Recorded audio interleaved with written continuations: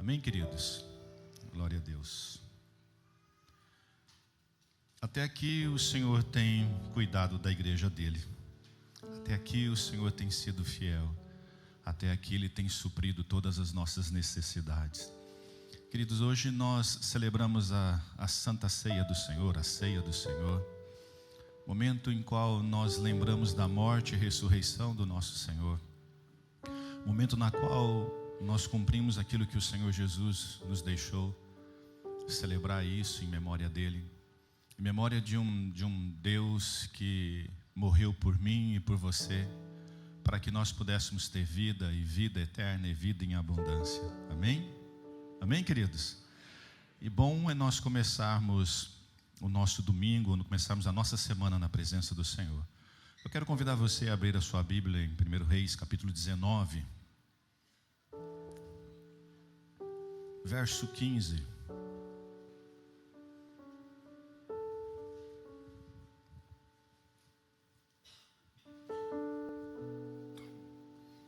Reis 19, 15 disse-lhe o Senhor: vai, volta o teu caminho para o deserto de Damasco, e chegando lá unge a Azael rei sobre a Síria, e Jeú filho de Nimsi ungirás rei sobre Israel, e também Eliseu filho de Safate de Abel-Meloá ungirás profeta em teu lugar. Amém, queridos? Para você, nós estamos falando de Eliseu e também de Elias. Elias vivia num momento de uma crise social muito grande entre o povo de Deus, e Israel estava numa luta, numa batalha contra a Síria.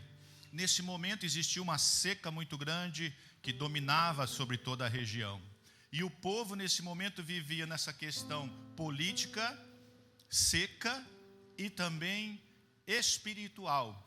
Porque adoravam outros deuses, adoravam ídolos, faziam sacrifícios a ídolos, sacrifício de crianças a ídolos. O povo vivia numa questão moral, numa questão política e também climática muito difícil. Olha como que estava a situação nesse momento. Nesse momento levanta-se o perturbador de Israel. Quem é esse? Elias, que desafia os profetas de Baal, mata os profetas de Baal, é usado com poder e autoridade, clama para que o Senhor mande fogo, o Senhor manda fogo, mas de repente se levanta Jezabel e diz: eu vou matar você. Ele foge, vai para uma caverna, fica escondido, entra em depressão, Elias, o profeta Elias, e ali ele está escondido, queridos. Olha que a depressão, ela pega pessoas já há muito tempo, né? Então não é uma doença, como é que fala? Presente, moderna. Mas ali está esse homem, que viu o poder de Deus, que viu o manifestar do poder de Deus, que viu as coisas de Deus acontecer, que ele clamou para que houvesse chuva, que não fosse chover, não choveu, clamou que pudesse chover, choveu, clamou para que pudesse vir água, vir fogo, veio fogo, e se esconde. E Deus chega para ele e ele fala: eu estou sozinho. E o Senhor fala: não, tem 7.000 ali ainda que estão firmes no mesmo propósito. Agora sai desse lugar, da onde você vai, volte para o mesmo lugar, pelo mesmo caminho que você passou, e você vai ungir alguém no teu lugar. Você vai ungir um profeta no teu lugar, e esse profeta é Eliseu. Queridos, olha só o que esse povo estava vivendo. Esse povo estava vivendo um problema político, um problema de cunho religioso e climático. Porque imagina num lugar deserto, e se não está chovendo no lugar deserto, não tem vida, não há vida. E se você fosse um adorador de Deus, você seria perseguido e morto. Você não poderia adorar a Deus, você não poderia declarar que o Senhor era Deus sobre a tua vida.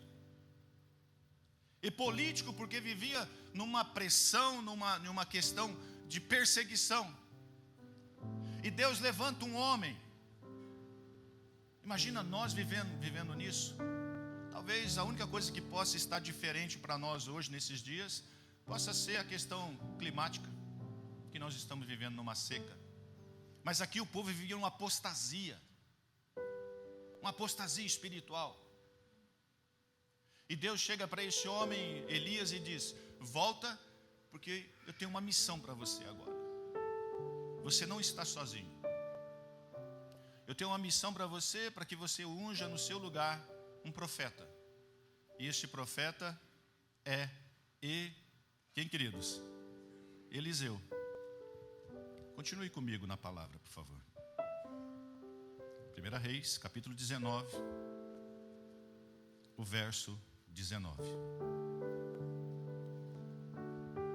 Partiu, pois, Elias dali e achou Eliseu, filho de Safate, que andava lavrando com 12 juntas de bois, adiante dele, e ele estava na 12ª. Elias passou por ele e lançou o seu manto sobre ele. Então deixou estes os bois, correu após Elias e disse: deixa-me beijar meu pai e minha mãe, então te seguirei. Elias respondeu: vai e volta, pois já sabes o que fiz contigo. Voltou Eliseu para seguir Elias, tomou as juntas de bois e o imolou, e com os aparelhos dos bois cozeu as carnes e deu ao povo, e comeram. Então se dispôs e seguiu Elias, e o que está escrito aí, queridos? O servia. Elias volta para o seu caminho, encontra ali um jovem que estava trabalhando, arando a terra. Acho que todos vocês sabem o que é isso. Está aqui com a junta de bois, ele vai mexendo a terra que pudesse ter uma plantação. E ele estava ali, olha, existiam 12 de juntas de bois. Ele estava aqui no 12º lugar. E ele estava trabalhando. Elias vem e existe algumas coisas que não podem passar desapercebidas aqui. Que nós temos que entender todo esse mistério que Deus fez com ele. Primeiro, ele passa por ele e faz o quê? Joga uma capa sobre Eliseu. Não foi isso que está escrito aqui? E agora nós precisamos entender o que significa uma capa. A capa, ela tem uma questão de proteção nesse tempo. Ela servia como proteção, um lugar para que você pudesse estar cuidando do frio, para que você pudesse também mostrar quem você era, dependendo da capa que você usava, de que maneira que essa capa era feita, mostrava a sua classe social, de quem você vinha, da maneira que você estava. Mas o mais importante de tudo, queridos, é que essa capa, ela tinha um simbolismo profético, na qual Elias fez com Eliseu. Se nós formos para o 2 Reis, capítulo 2, do verso 12 ao verso 3, diz assim: Eliseu gritou: meu pai, tu eras como os carros de guerra e os cavaleiros de Israel. E quando já não podia mais vê-lo, Eliseu pegou as próprias vestes e a rasgou no meio. Depois pegou o manto de Elias que tinha caído, voltou para a margem do Jordão. Sabe o que significa isso daqui, queridos? Nessa época, quando uma criança era adotada, o judeu ele tinha como um simbolismo pegar a sua capa e envolver essa criança nessa capa. Aquilo significava que aquela criança, a partir daquele momento, era filho daquela pessoa.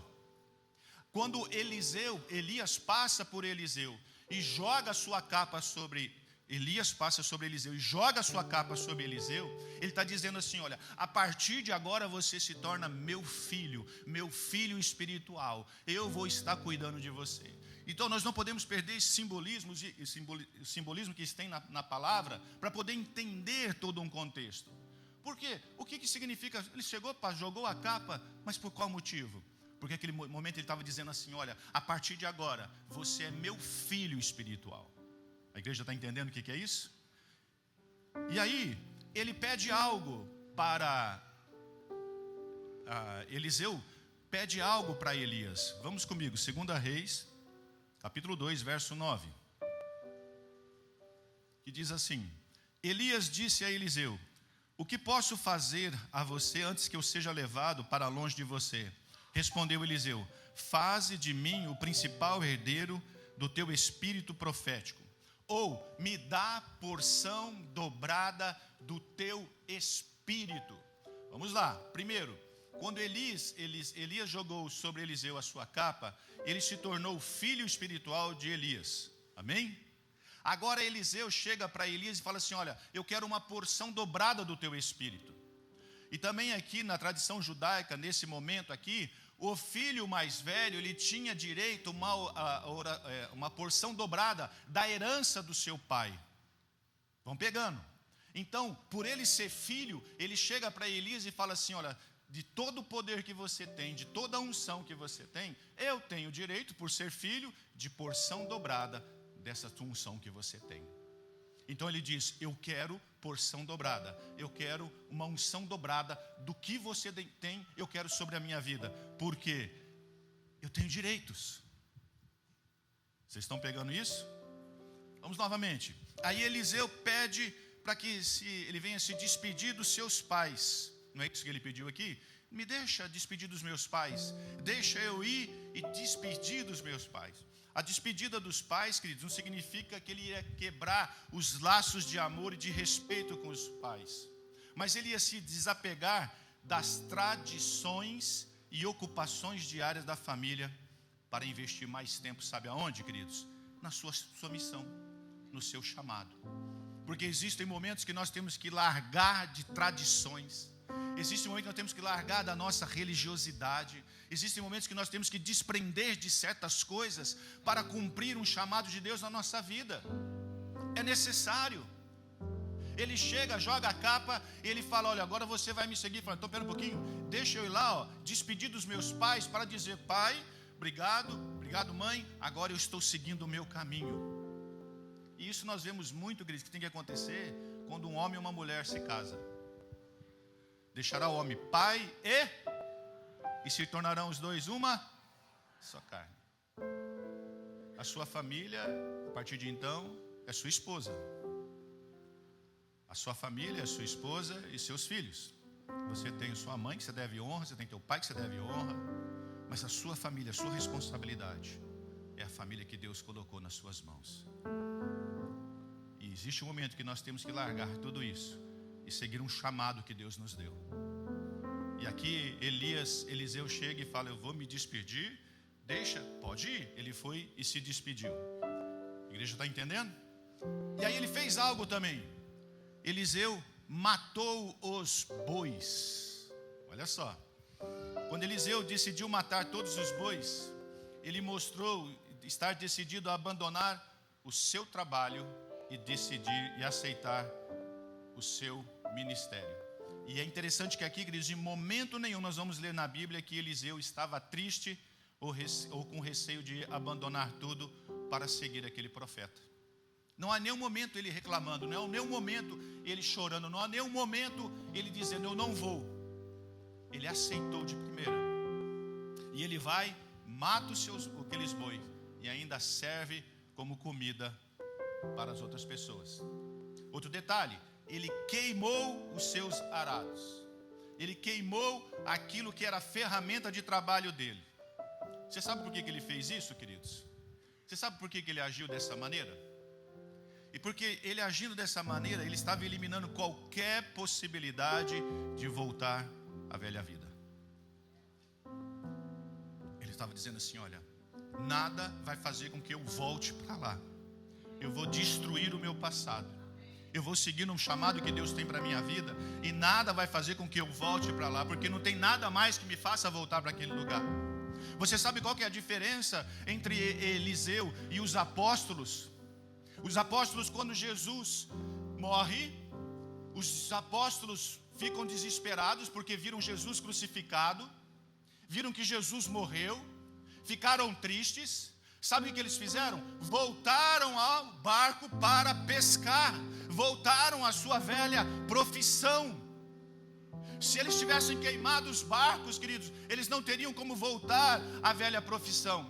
Eliseu queima todo o seu arado, dizendo assim: olha, nada vai me fazer voltar à minha velha vida, nada me prende ao meu passado, porque eu sei do chamado que Deus tem para mim, eu sei o caminho que eu vou seguir, e nada vai me prender ali. Se acontecer alguma coisa difícil, eu não posso olhar para trás, eu tenho que olhar para frente. Eu não posso olhar para lá, eu tenho que sempre estar seguindo. Porque, existe uma esperança que eu possa voltar.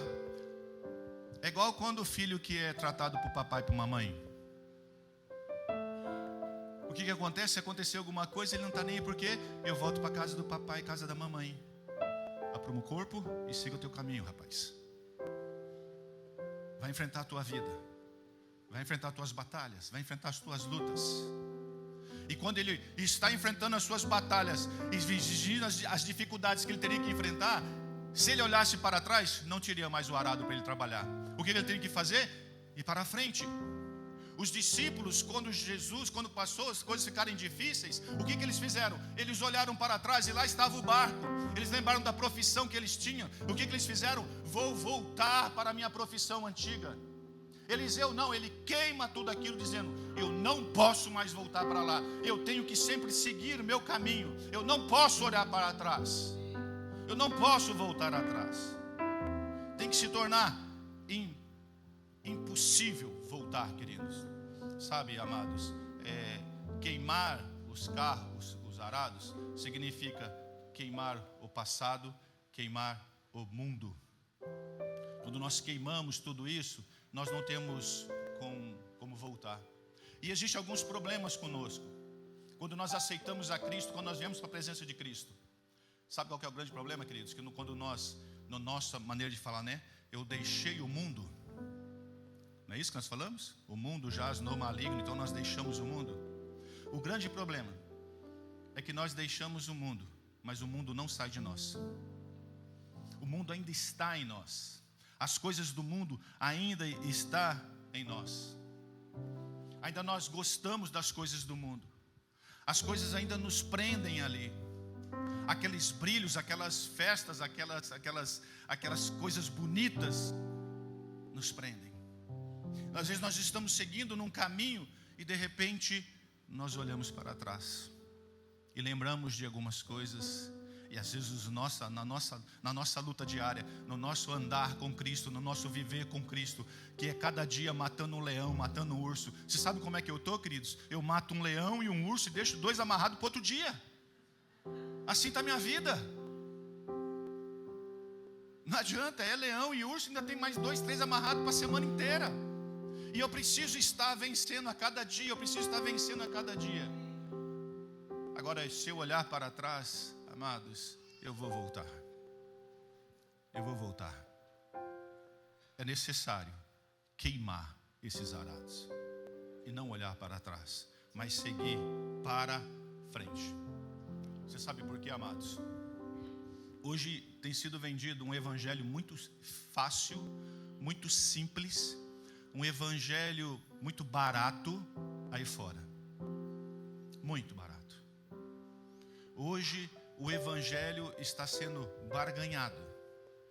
Hoje o evangelho está sendo vendido. Hoje nós celebramos a ceia do Senhor.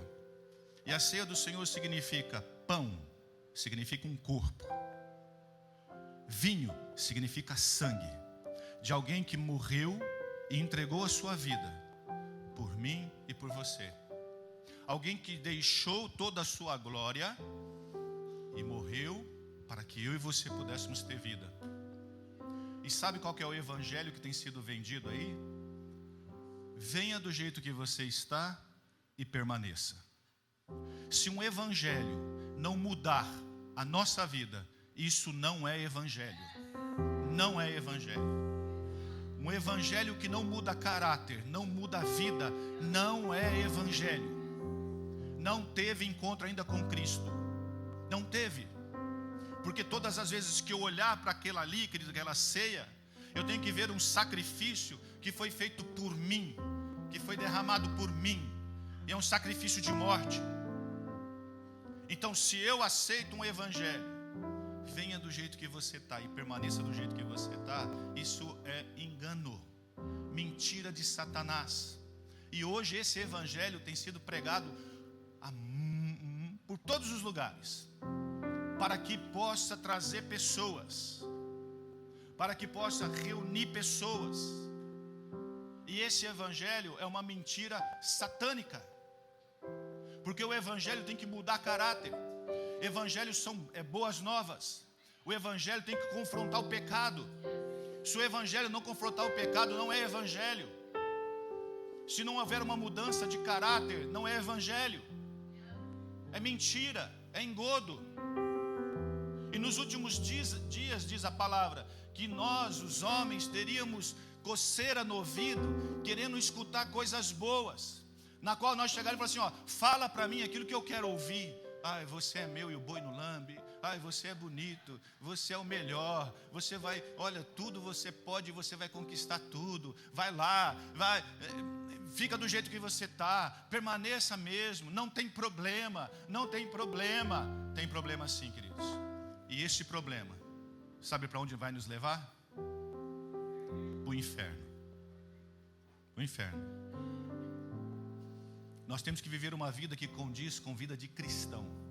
Cristão significa, eu sou o pequeno Cristo. Aquilo que ele faz, eu faço. Aquilo que ele fala, eu falo. Se ele não fez, eu não devo fazer. E um evangelho que não mata, não é evangelho. Um evangelho que fala assim, não precisa se preocupar, não é evangelho. O evangelho verdadeiro é aquele, tome a sua cruz e me siga. Esse é o evangelho verdadeiro. Pegar a cruz significa deixar todo o orgulho, toda a soberba, queridos, colocar nas costas e doer, e tem um peso, e sabendo que essa cruz está me levando para uma morte. A morte doeu, a morte da minha carne, mas significa que essa cruz vai me dar ressurreição para mim estar com o Senhor Jesus.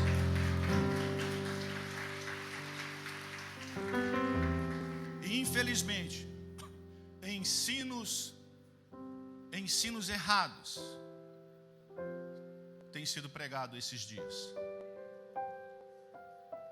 Ensinos de que tudo pode. Ensinos de que salvação... É complicado entrar nisso, não quero entrar, mas... Vamos lá, vai. 2 Pedro capítulo 2, verso 17. Quando nós começamos a ler a palavra, entender a palavra, nós conseguimos... Eu quero pedir algo para você, por favor, que é membro desta igreja. Aprenda a Bíblia. Estude a Bíblia. Participe dos nossos Lighthouse. Participe da escola do Arise. Se você não pode participar da escola do Arise, venha nos devocionais. Que em todos os devocionais tem um estudo também sendo ministrado. Nos sábados. Sabe por quê, queridos? Porque aí nós não seremos, quando você conhece Bíblia, você não é levado por vento de falsa doutrina. Não é. Não é qualquer palavrinha fácil, qualquer coisa bonita que é falado, qualquer português eloquente que vai te levar. Porque você vai conhecer a Bíblia. E a Bíblia diz que nesses últimos dias apareceriam pessoas que tentariam iludir as pessoas, os salvos. Olha aqui o que o apóstolo Pedro diz em 2 Pedro capítulo 2, verso 17. Hoje é o nosso culto de Santa Ceia. E o culto de Santa Ceia, ele tem que ser um culto meio que doutrinário também, com estudo, queridos. Amém? Eita glória. Bom, né? 2 Pedro capítulo 2, verso 17 diz assim: estes são fontes sem águas, estão falando dos homens, nuvens levadas pela força do vento, para as quais a escuridão das trevas eternamente se reserva. Porque falando coisas muito arrogantes de vaidades, olha só, de vaidades, engodam com as concupiscências da carne e com dissoluções aqueles que estavam se afastando dos erros que andavam.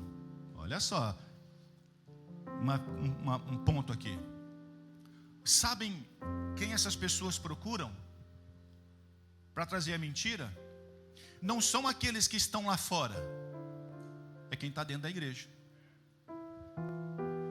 Eles não vão lá na praça pública pregar. Eles não vão nos lugares falar do amor de Deus para trazer as pessoas para a presença de Deus. Eles vão dentro das igrejas. Eles vão dentro das igrejas tentando tirar essas pessoas de dentro da igreja. Quem está dentro da igreja está salvo. Não precisa. Tem milhares de pessoas para ser ganha lá fora. Então, quando as pessoas chegam para você, que é de dentro de igreja, convidando você para uma reunião de outra igreja, cai fora. Para que isso? Espera um pouquinho, eu tenho minha igreja, eu tenho meu discipulado, eu tenho meus estudos. Para que eu vou participar de outro? Quem come muita mesa, queridos, dá dor de barriga, viu? Congestão. Porque come muita comida. O bom é arroz, feijão, com bifinho e cebolinha do pastor Marcelo Prete, dos pastores que estão aqui, do que comida estragada lá fora. Mas ninguém fala amém. Arroz com feijão, batata, saladinha, aquela maionese, feijão torpedo, aquele pudim, coisa boa, está melhorando. Vamos lá, verso 19. Olha só o que eles prometem. Está na Bíblia. Prometendo liberdade, sendo eles mesmos servos da corrupção, porque de quem alguém é vencido, do tal se faz também. Porquanto, se depois de terem escapado das corrupções do mundo, pelo conhecimento do Senhor e Salvador Jesus Cristo, forem outra vez envolvidos nelas e vencidos, tornou-se-lhe o estado pior do que o primeiro. Olha só, vamos estudar a Bíblia. Aqui ele está dizendo assim, olha, se você se afastou das coisas do mundo, venceu isso, estou conhecendo Jesus, deixei as luzes, deixei o passado, deixei as coisas do mundo, mas aí, qual que eu estava lendo mesmo? Qual que é? 19, né? Prometendo liberdade, sendo eles mesmos servos da corrupção, porque de quem alguém é vencido, é tal se faz servo. Porquanto, aqui diz, se depois de terem escapado da corrupção do mundo, pelo conhecimento do Senhor, conhecimento de quem? De Deus e Salvador Jesus Cristo. Então eles escaparam do mundo, tiveram conhecimento do Senhor e Salvador Jesus Cristo. Então eles conheceram o Senhor Jesus Cristo, aprenderam da palavra, forem outra vez envolvidos nelas e vencido, tornou-se o estado pior, o estado dessa pessoa pior do que o primeiro. Olha só o que diz a Bíblia. Porque melhor lhe fora que não conheceram o caminho, que não conhecessem o caminho da justiça, do que conhecendo, desviarem-se do santo mandamento que lhe foi dado. Deste modo sobreveio por um verdadeiro provérbio que diz, olha só, o cão voltou ao próprio vômito e a porca lavada a lamaçal. Olha só o que ele está falando aqui. Se você conheceu, você viveu, você aprendeu, você conheceu o Senhor Jesus. E aí, só que aqui o Pedro está falando que são pessoas que entram dentro da igreja, entram ali, então a pessoa está falando da palavra de Deus, ele está aprendendo, vem alguém, joga uma conversinha e começa a sair fora do caminho do Senhor. Ele diz assim, olha, quando alguém conhece o Senhor Jesus Cristo e sai fora do caminho dele, é igual esse ditado aqui, olha. O cão que volta ao próprio vômito e a porca que foi lavada volta para o lamaçal. Pesado. Porque o cachorro vai e vomita, queridos, aquilo que estava fazendo mal dentro dele, aquilo que estava lá dentro de podre ou estava fermentando. Aí ele joga fora, e ele joga aquele trem podre, feio. Quero deixar você bem... Mulheres grávidas, tampem os ouvidos. Tem gente que você faz só assim, né? A pessoa já começa a vomitar. Mas eu olho aquela baba, aquela tranqueira, aquela carne podre que ele comeu, aquele frango, aquela carniça, está tudo ali. E jogou. Eu quero deixar você bem nojento mesmo. Saiu de dentro dele. E aí sabe o que ele faz? O cachorro olha e fala. E lá na frente o dono está lá com uma raçãozinha do purpurina, não, como é que é? Purpurina, né? Bem daquelas... Purina. Preparada. Pagou $150 um cachorro, um negocinho desse tamanho. Aí o cachorro olha para aquilo que é bonito e olha para o vômito. E o dono está falando assim, vem comer isso aqui, ainda vou te dar um banho, vai ficar legal. Ele eu olho para aquilo lá e falo, eu quero isso aqui. E volta tudo aquilo de novo. É assim como é considerada a Bíblia. E uma porca que foi lavada, que saiu do lamaçal, fala, eu não quero isso não, eu quero aquela sujeira. Pesado? É pesado? Mas eu quero que isso entre no teu coração pesado mesmo. Eu quero que você entenda que uma vez que nós somos salvos, queridos, nós temos que seguir um caminho. E esse caminho não é fácil. Então, quando vierem com conversinha para você, fala assim, rapaz, tem um arroz e feijão com batata frita e bife acebolado com ovo frito. Deixa eu comer meu arroz com feijão. Sabe por quê, queridos? Porque essas pessoas que ensinam isso, às vezes são pessoas que não têm nem conhecimento, não têm vida com Deus. Acham que sabem, mas não sabem nada. Acham que conhecem, mas não conhecem nada. Eles tiram coisas que vão beneficiar a eles mesmos. Sai fora disso. Judas, capítulo 1, verso 4. Quer dizer, só tem um mesmo. Judas 1,4. Olha o que Judas diz. Porque se introduziram alguns que já antes estavam escritos para esse mesmo juízo, homens ímpios que convertem em dissolução a graça de Deus e negam a Deus, o único dominador e Senhor do nosso Jesus Cristo. Infelizmente, há uma hipergraça sendo pregada aí fora. Sai fora disso. Sai fora disso.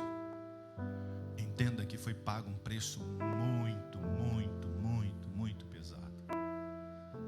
Viver em graça não significa que eu tenho que ser uma desgraça. Viver em graça não significa, queridos, que eu posso aprontar e fazer todas as coisas porque eu estou na época da graça. Não. Não é dessa maneira.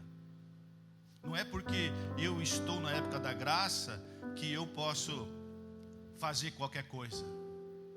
Não, Jesus já pagou o preço por mim, eu estou tudo bem, agora eu posso fazer o que eu quiser. Eu vou quebrar isso também agora. Vai lá comigo.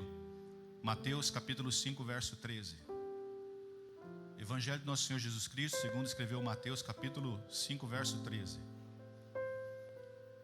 Então, quando alguém chegar para você e falar assim, nós estamos no tempo da graça, não tem problema, Jesus já pagou o preço para nós, não tem problema, se você morrer agora ainda dá tempo no milênio, sai fora disso. Olha só o que o Senhor Jesus Cristo diz, Mateus 5,13. Vós sois o quê? Se o sal for insípido, com que há de salgar? Para mais nada presta, senão para lançar fora e ser pisado pelos homens. Vós sois a luz do mundo. Não se pode esconder uma cidade edificada sobre um monte. Nem se acende a candeia e se coloca debaixo do alqueire, mas no velador, e dá a luz a todos que estão na casa. Assim, resplandeça a vossa luz diante dos homens, para que vejam as suas queridos? Boas obras e glorifiquem o vosso Pai que está nos céus. Agora o ponto, verso 17, que diz assim, Jesus dizendo, eu não vim destruir a lei e os profetas, não vim, eu vim cumprir, porque em verdade vos digo que até o céu e a terra passem, nem um jota ou um tio jamais passará da lei, sem que tudo seja cumprido. Qualquer, pois, que violar um desses mandamentos, quais os mandamentos? Da lei. Nós estamos embaixo da graça, Jesus está dizendo assim, você tem que cumprir a lei. Jesus falando, qualquer que violar um desses mandamentos, por menor que seja, e assim ensinar os homens, será chamado no reino dos céus. Aquele, porém, que cumprir e ensinar, será chamado grande no reino dos céus. Agora olha o que o verso 20 diz. Porque vos digo, que se a vossa justiça não exceder dos escribas e fariseus, de modo nenhum entrareis no reino do... E aí, se você continua lendo, cara, nós estamos no Salmo. Ele diz assim, olha, Moisés falou que se você fizer assim, né? Eu digo para você que se você só olhar para uma mulher e desejar, acabou. Gente, nós estamos no sal. Se você continuar lendo, você vai ver que na graça está pior. Ele diz assim: se você não for sal e luz, você não serve para nada. A graça, queridos, não é um atestado para que eu possa pecar, para que eu possa fazer as coisas erradas. Eu tenho que entender que Jesus tomou a cruz, e eu também tenho que tomar a minha cruz e seguir a Cristo e não olhar para o passado. Eu tenho que entender que o Evangelho não é barato. Eu tenho que entender, queridos, que eu recebi de graça, mas não foi de graça. Foi pago um preço. Hoje nós vemos a diferença com os nossos filhos, que tem tudo aqui. Eles não dão valor. Amados, no meu tempo, eu tomava tubaína só nos aniversários. Sabe o que é tubaína? E que suco então? Coisa mais gostosa que tinha, que suco. Você tomava e ficava com a boca vermelha aqui uma semana. Bolo, meu Deus. Coca-Cola, quando eu tomei, Cris, eu achei que eu ia explodir. Coca-Cola, uau.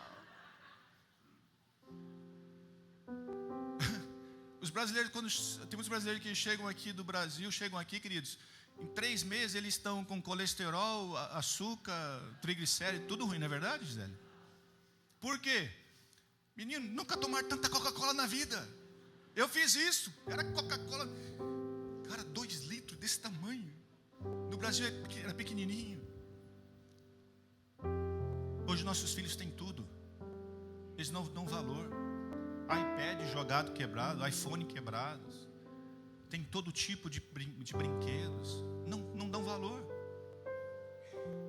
Quando falta, queridos, nós damos valor. Eu vi minhas filhas uma vez feliz, celebrando, porque nós ganhamos uma mesa. Você acredita? Nós saímos do Brasil, nós tínhamos tudo, todas as coisas. Quando nós chegamos aqui, passamos por uns perrengues, queridos, que acho que todos nós passamos, de morar em lugares pequenininhos, que tinha que levantar o colchão para poder andar, para poder... Até que um dia nós conseguimos um apartamento para morar, mas não tinha móveis, só tinha um colchão no chão que tínhamos ganhado do hotel que tinha trocado. Eu chegava e falei: nossa, os Estados Unidos deu uma dor nas costas na gente. Acho que é o trabalho, não era o colchão que já tinha sido trocado. Vocês acham que vocês não sabem o que nós passamos. E nós, queridos, fazíamos a comida, nós comíamos no chão. Elas estavam indo na escola e fazia as tarefas às vezes no chão, e nós ganhamos uma mesa de madeira redonda assim, com 4 cadeiras. Cara, queridos, foi a maior festa na minha casa, de poder sentar, fazer a tarefa, poder almoçar, tomar um café. Elas deram valor a uma mesa. Vocês acreditam? E na minha casa no Brasil tinha uma mesa enorme, que eu acordava todo dia pela manhã, tinha um café posto, e ali brigavam por causa de comida. Ah, queridos, eu tenho que dar valor. Eu tenho que aprender a dar valor. E eu tenho que aprender a dar valor por aquilo ali, ó, que é a ceia do Senhor, que foi um preço que Ele pagou por mim e por você. É de graça, mas não foi de graça. Isso não é porque eu não paguei que eu não vou dar valor. Então, quando vierem com ensinos errados para você, não aceite. Não aceite. Um evangelho, queridos, de barganha, não aceite. Um evangelho que fala que tudo pode, não aceite. Um evangelho mentiroso, não aceite. Evangelho requer sacrifício. O evangelho, ele tem que te deixar marcas em você. Amém? E agora voltando para a palavra, que eu estava falando sobre, minha palavra é sobre, olha que título bonito. O que está escrito ali? Como é que o mineiro lê isso? Olha para trás, não, bobo. Para que os mineiros possam entender, seria: olha para trás, não, bobo. Olha para frente. Eliseu queima os seus arados para seguir um homem de Deus, dizendo: eu não vou mais olhar para trás, eu vou olhar para frente naquilo que Deus tem para mim. Lucas capítulo 9, verso 62, Jesus disse assim: ninguém que lança a mão do arado e olha para trás é apto para o... Cadê? Dá para colocar aqui para mim, por favor? Lucas 9, 62. Olha só o que diz aqui a palavra de Deus. E isso aqui, eu acho que dá para deixar todos nós constrangidos. E muitos daqui que estão aqui. Lá vai, atenção. Dou-lhe uma. Ah lá, saiu. Mas Jesus lhe replicou: ninguém que tendo posto a mão no arado, olha para trás, é o quê? Apto para o quê, queridos? Em algumas traduções diz assim: é apto para entrar no reino de Deus. Então, você pode ter feito alianças com Deus, o chamado de Deus sobre a tua vida, propósitos com Deus,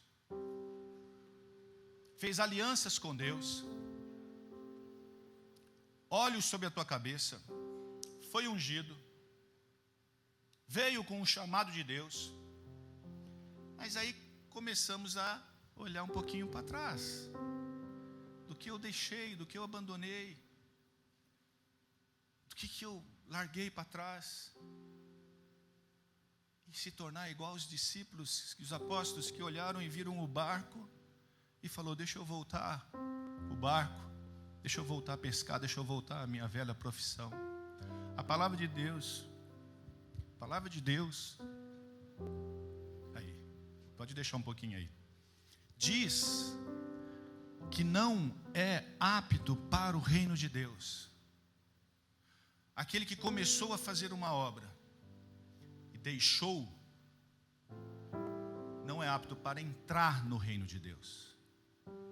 Eu queria, queridos, que essa palavra hoje viesse nos constranger de uma maneira sobrenatural, constranger nos nossos erros, nas nossas falhas, naquilo que Deus tem para a nossa vida. E é preciso que nós venhamos a largar, queridos, o nosso passado. E nós precisamos seguir o propósito de Deus na nossa vida.